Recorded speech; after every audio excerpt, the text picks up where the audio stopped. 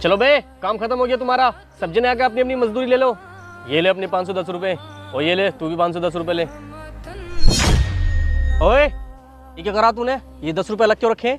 मालिक, ये 10 रुपए तो मैं रोज अपने हज को जाने के लिए रखता हूँ। अबे 10-10 रुपए जमा करके तू हज को जाएगा? हमें देख, हमारा इतना बड़ा काम चल गया, हम आज तक हज को ना जा सके। 10-10 रुपए जोड़ के हज को जाएंगे। ये ले अपने पैसे।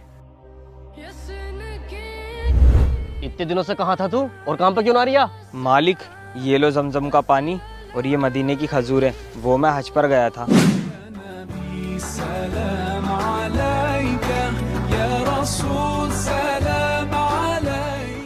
अबे तू 10-10 रुपए जोड़ के सच में हज कर आया? जी मालिक, इंसान के पास चाहे कितनी भी धन दौलत क्यों ना हो, लेकिन हज पर वही जाता है जिसे अल्लाह बुलाता है।